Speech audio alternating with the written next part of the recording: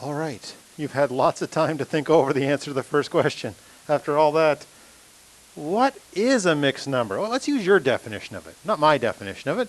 Someone volunteers something that tells us, what are we talking about when we say a mixed number?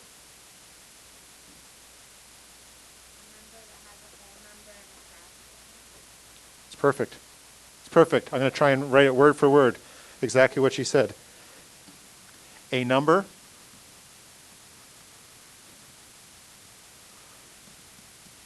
with a whole number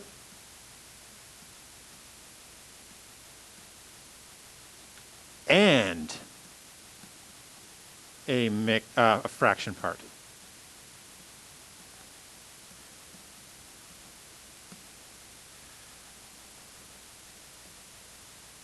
Almost wrote fraction again there.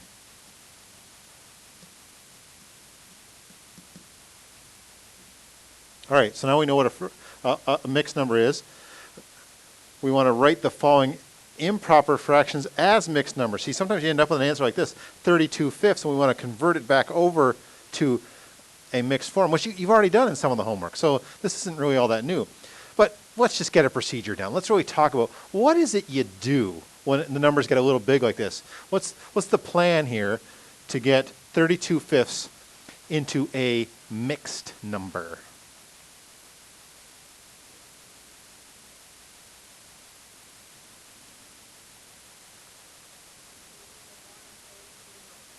Yeah, you check how many times 5 goes into 32. How many complete times? And how many times does 5 go into 32 completely? 6. So you know you've got 6 wholes. I mean, if these were pizzas, I don't know, it's always a pizza example we use.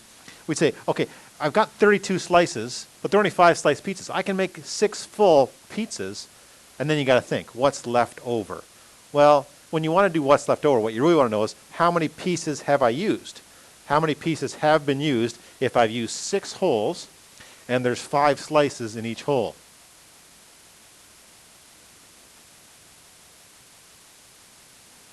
You've used up 30, and so what you got left is 2/5. It really is division with remainder is what you're doing. You're dividing it, and the remainder goes up on the top of the fraction there. The numbers don't get too out of hand in grade 9, so most of the time you should be able to sort of manage it in your head, but your calculator's there if you have to do some division and play around to get the numbers. How about 51/9? How many holes can I make with 51/9? 5 holes. And how many pieces does that use up once I do 5 holes? Oh, yeah, you're a step ahead of me. Yeah. So we used up 45, and so there's 6 left over. 5 and 6/9. Beautiful. And again, I think you ran into some of those, maybe some simple ones in the homework.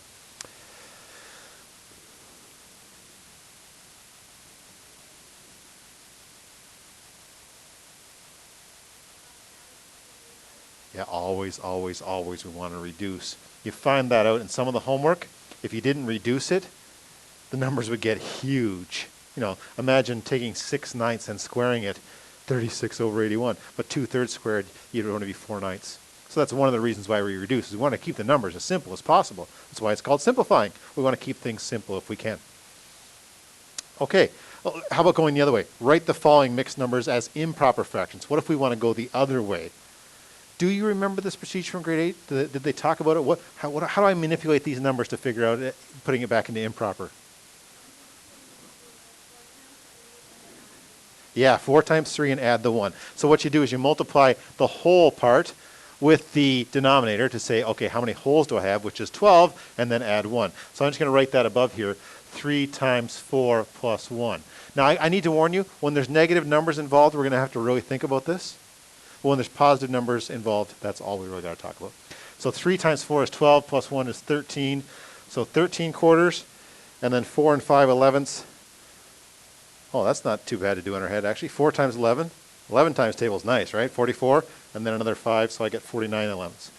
Don't forget your calculator's always there to double check these things and just punch them in and see. And I really want to show you how to use your calculator to handle these things.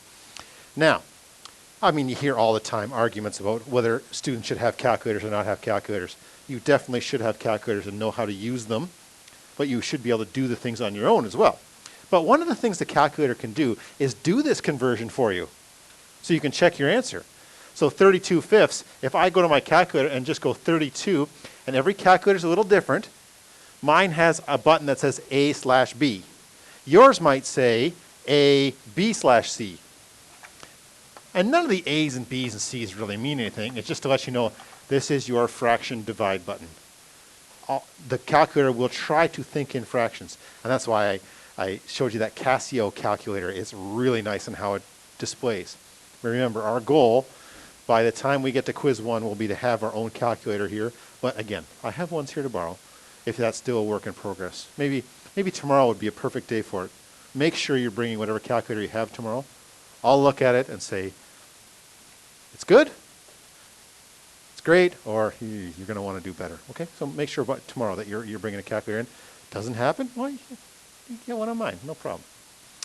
Okay, where was I? What was I talking about? Oh, how to do the calculator. I was going to type in 32 fifths. So then I hit 32 and I hit my ABC button. I call it ABC even though on my calculator it's an AB button. And my calculator represents it just like a fraction. As soon as I hit that, it makes a fraction on the screen. Yours might not. Yours might do this weird little, anybody got a calculator that shows this weird little symbol? Or this weird little symbol? Yeah, that's how the calculator handles it. Instead of displaying it as a fraction, it just says, okay, you mean fraction here. So 32 over 5.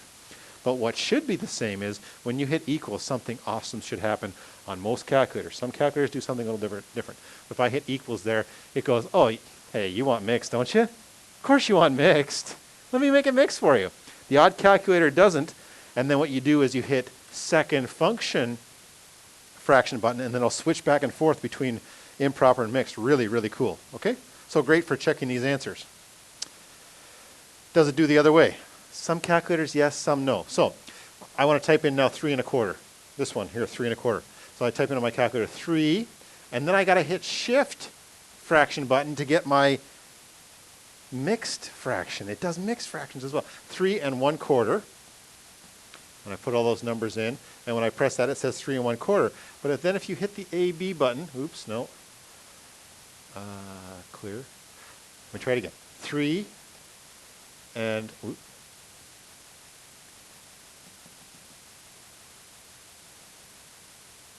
3, second function, crazy button, yes. 3 1/4 equals, and maybe mine's change. Oh, yeah. If you've got a change button, or an SD button, there'll be an S with an arrow D, or an FD button. There's this button that switches it back and forth between the two. All 3. 3 1/4, 13 quarters, 3.25. It's like, okay, what do I want? What do I want? There's a lot of calculators that do this. Maybe yours doesn't. And that's why I don't work for Casio, but I was mentioning that Casio calculator. It does these fun little things that just help you a little bit when you're doing your homework and so on, just to check answers. You're supposed to still be able to do it on your own. I'll make sure you know. I'll check on a test and so on that you can do it on your own and talk about the steps. But great for checking. Any questions about calculators? If you're worried about your individual calculator, during work time, call me over. I'll look at it and we'll play with the buttons and we'll get to know it. I know most of them pretty well. Yeah, I can figure out what yours can do and what it can't do. Okay, 5 slides. This is slide 2. Let's talk about this now. Adding mixed fractions. There's an algorithm here. Do you know what the word algorithm means? If you're wondering about the Rubik's Cube, maybe you saw me playing with Rubik's Cubes the other day. Here's what an algorithm does. And even if you don't want to learn about the Rubik's Cube, ooh, I almost got into feedback area there. Even if you don't want to learn about the Rubik's Cube, I do want to show you one thing that's good to know about the Rubik's Cube. Most people who've ever played with one of these things can do one color. Yeah, with a little bit of effort. You know, if you spend a little time on it, it doesn't take too long before you can go, okay, well, I got to move that up there, and I got to move, that's the orange corner there. Okay, things are going well. Oh, there's the other orange corner. I'll move that over there, and here we go. And I say you can do one color because I've seen very young kids do this, where they can get to the point where they can knock down one color like this. And the big challenge of the Rubik's Cube is not this. Like I say, a lot of people can do that. As fast as me, maybe faster than me. What people have trouble with doing is now fixing other pieces without messing up what you already have. And what you need to understand about people who can do these things is they just know some algorithms. They know how to do stuff to change these two pieces around or flip them around without messing up this. There's a set of moves you can do. You go woo, woo, woo, woo, woo, woo, woo, done. And as long as you know those moves, pretty straightforward. I didn't say easy. Memorizing the moves is not easy, but it's a progression, and you can write them down and memorize them, and it's pretty good. I did all of that to impress upon you the word algorithm. It's like a recipe. Let me tell you another algorithm. I actually don't know how to make pancakes exactly. After all these years, I made pancakes thousands of times in my life probably, but I don't know how. Yeah? Except there's the recipe on the box. 2 1/4 of this, 2 of this, boom.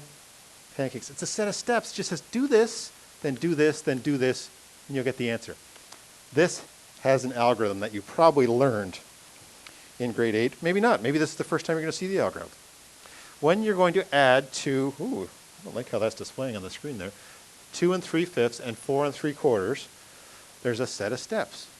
Does anyone know what the first step could be in trying to add two mixed numbers like this? Yeah, this is where improper is very helpful. When stuck with fractions, and we're going to say that all the way through, when stuck with fractions, improper is probably easier to do. And we just talked about how to do improper. Okay, let's do improper again. 2 times 5, you multiply the whole part by the denominator, gives you 10, and add the 3, is 13/5. And then this one, 4 times 4 is 16. This is what I was talking about yesterday, about memorizing your multiplication tables. Fractions goes a lot faster when you've got all your multiplication tables memorized. Yeah? So 4 times 4 is 16, and the 3 is 19. Now, what is it about that move that changes this to a much easier question?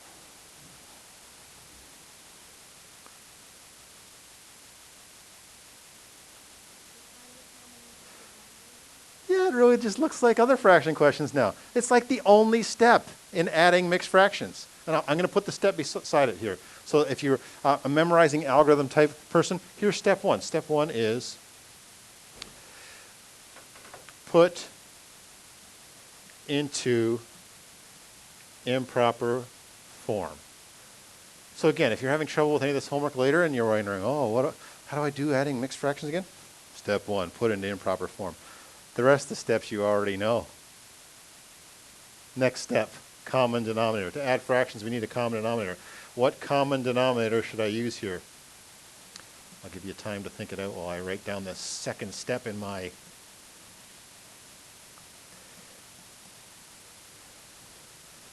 algorithm I'm creating. Here, let me give that a title. Algorithm.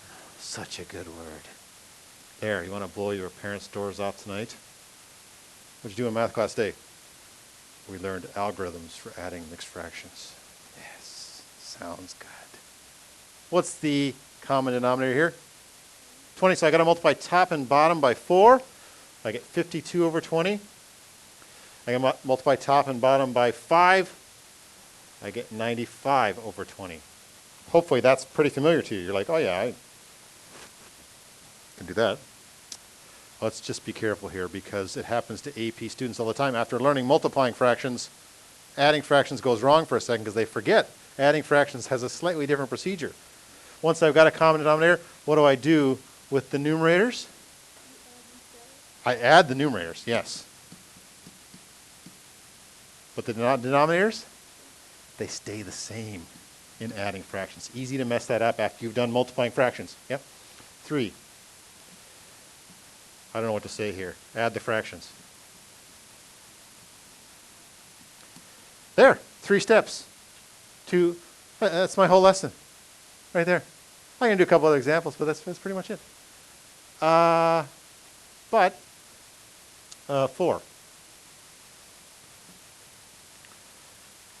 We may want to reduce, and we may want to go back to mixed form. I put them together in one step. We should sort of know that step. But this is a nice little mental problem. 147 over 20. How many times does 20 go into 147? Yeah.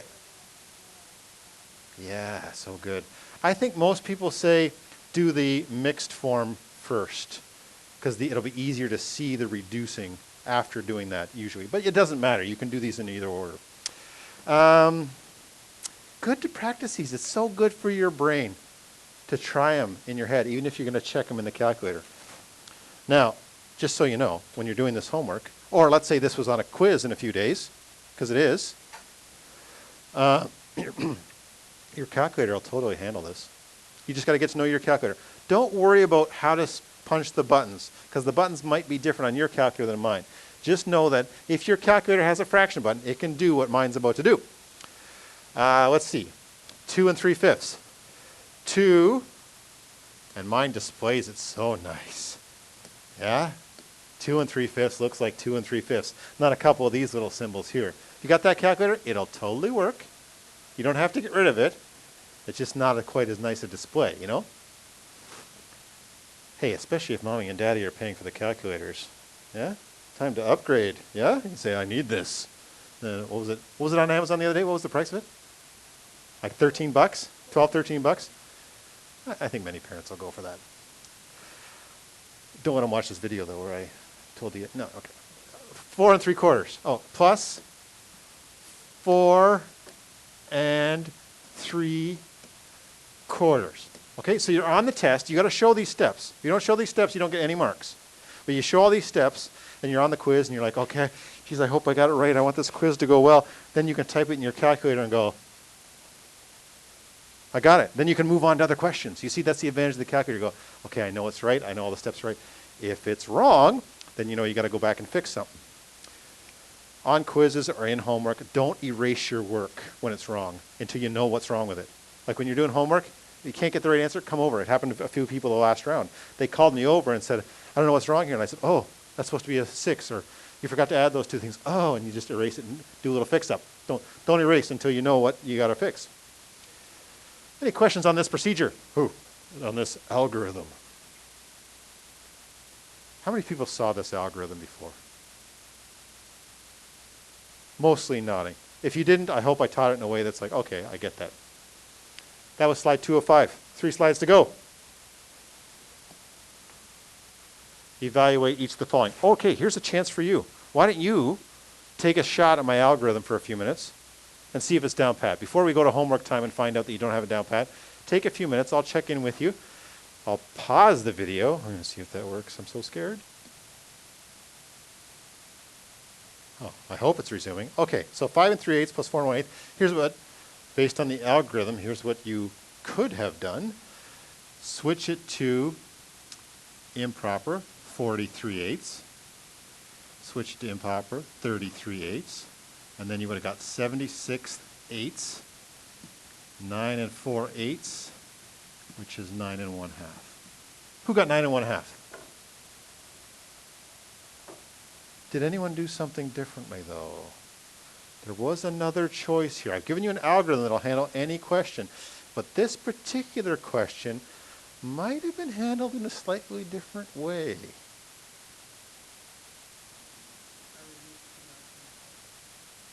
Oh, yeah, you could have gone to 19 halves.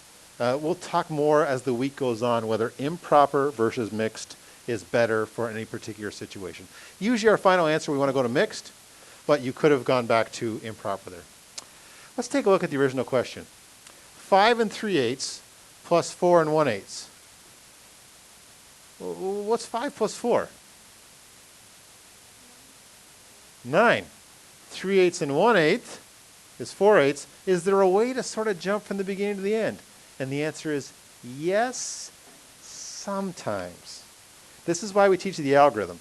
The algorithm will handle any situation. When confused, algorithm just gets the job done.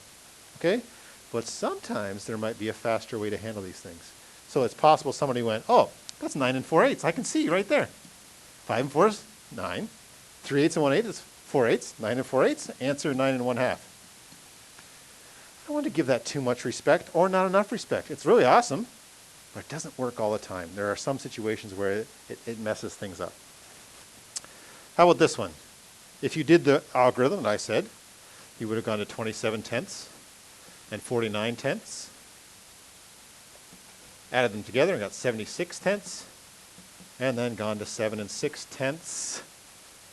But after all that, did you remember the last step? What's the last step here? 7 3/5. Looking back, okay, did anyone handle that a different way? Looking back now, is there another way to handle this? Add the 2 and the 4. So you could have gone 6, 7/10 and 9/10. 16/10, which looks really weird and scary. You probably maybe never even seen a fraction that looked like that before. We can survive though. This is the problem with not using the algorithm. You have to be able to think on your feet a little bit and go, whoa, what do we got here? 6 and 16/10. How am I going to survive that? Yeah. This is 1 and 6/10. That's 6. Then you can go to 7 and 6/10. Now, if you sort of get the EBGBs, when you see that, you're like, I don't like that at all. Yeah, don't. Yeah, use the algorithm. That's why we show the algorithm first. It is beautiful. It is perfect. It does it every time. Sometimes there's a shortcut, sometimes not. All right. 6 2/3 minus 3 1/2. I just threw subtraction in there because addition and subtraction are pretty similar. So we go to 18 20/3 and 7/2.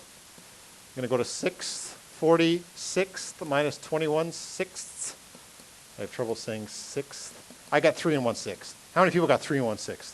Yeah, so that went well with subtraction. Is there a faster way? Watch this. I could have gone common denominator first. 6 4/6 minus 3 3/6. And then look, it works. It goes. 6 4/6 minus 3 3/6. 6 minus 3 is 3. 4/6 minus 3/6, 1/6. Ah, nice, right? But again, some people don't like that kind of stuff. They're like, because sometimes it doesn't work out nice. It turns into a mess that you got to survive. So I don't want to say I don't suggest those things. I love those things. At the same time, I don't want to lean on them too much because they can be a little bit of trouble sometimes. So the only thing I'm going to do, and I encourage you to do, is go back in your notes. Where's that algorithm? Put it into improper forward, get a common denominator. Some of you, after doing some of the questions, might find that if you switch the order of these first 2 steps, once in a while you'll have a shortcut available. Yeah? Let's just start it with there, saying, maybe we could do common denominator first. And if I do common denominator first, sometimes there's a quick way to do the question. Don't rely on it. Okay? Any questions about that? Oh, I explained that one. I don't need to do that slide because I already explained that in the other slide. I took care of that. Problem solving with mixed numbers. Oh, this is a great test question. Really stick with me. There's a couple of things to know here. Even if you totally followed that and went, I totally get all that. I learned that in grade 8. You're boring me, Mr. Todd. Give me 5 minutes of your time here to think this over. Problem solving with mixed numbers. I'm going to give you time to copy it down in a second. Let's read it first, and then you can copy it down. Elisa plans to travel from Canada to Italy for March break. Oh, you know this is pre-COVID when you see stuff like that, eh? Huh. Dawn is driving to her aunt's in Ottawa for March break. According to the travel website, Dawn's trip should take 4 hours and 36 minutes. Ooh, what? Where? I'm confused with the picture and everything like that. How much longer is Elisa's trip? Okay. Back to Elisa. Elisa plans to travel from Canada to Italy. Okay. It doesn't say Italy. It says London. She went to London, England. What's going on? How did she get to Italy? What's that? She took a layover. Now let's talk about layovers for a second because it's a little confusing why airplanes do this. If you want to go to Italy, why do you take an airplane to London?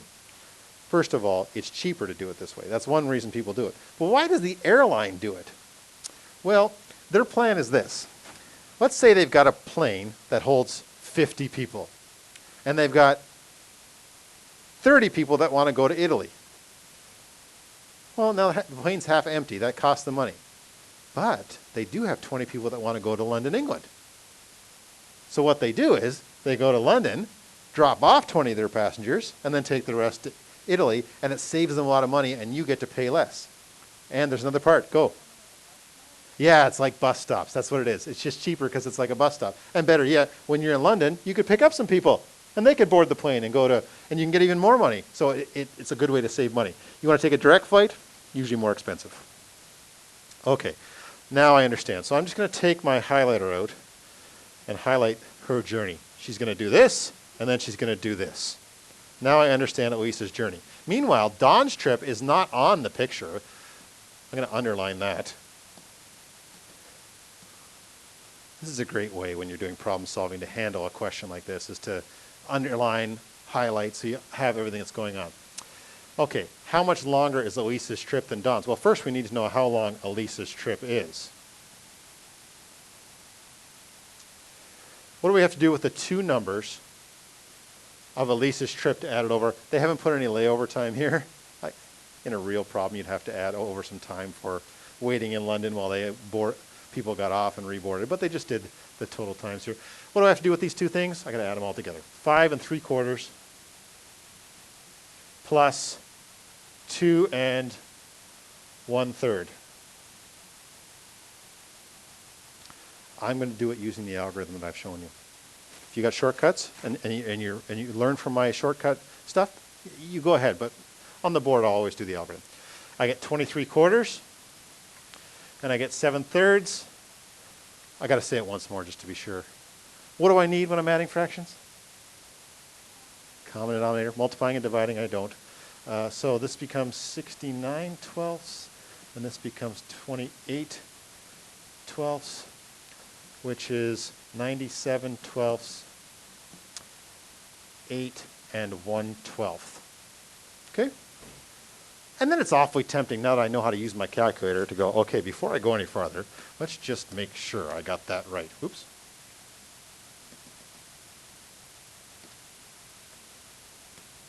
$5 3/4 plus 2 1/3. 8 1/12. I'm happy at that stage, okay? But just to reiterate, you don't get any marks for just writing down that answer. I'll know. I'll be able to look at it and go, oh, you just punched in your calculator. No, you got to show the steps, but the calculator's there to help you. Now, how much longer? Now I'm going to do how much longer. So I got to take Elisa's trip, which is 8 1/12, and subtract 4 hours, 36 minutes. That's not a fraction.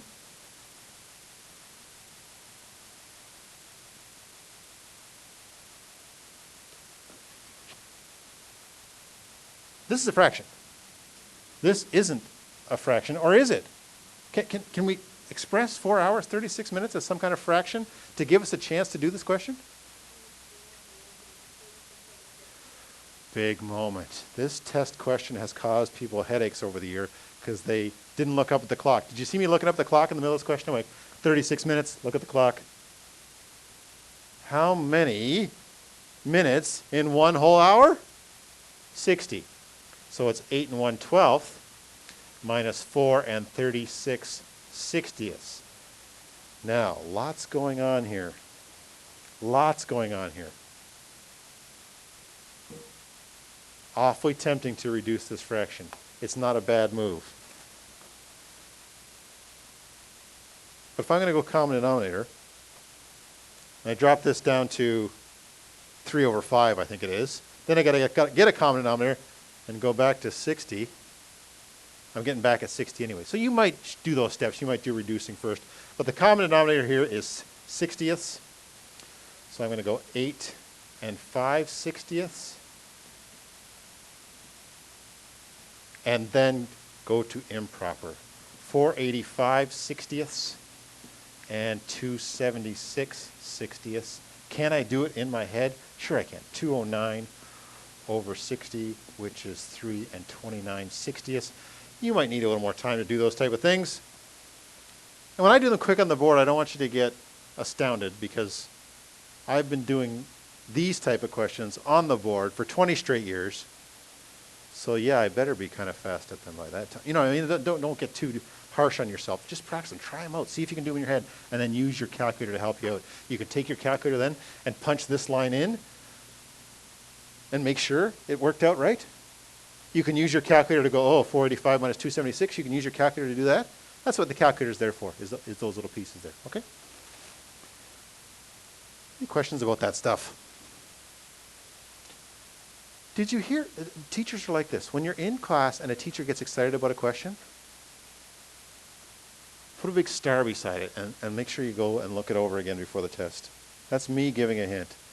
There's one where you got to think like this in the test. And let me just get the, what highlighter are you going to be able to see here? The yellow highlighter out and highlight one big move there that has to be understood. That move there, you're going to need. Yeah, to know that minutes can be converted to fractions. Okay, I saw a question. Where was it? Where'd it go? Did I answer it?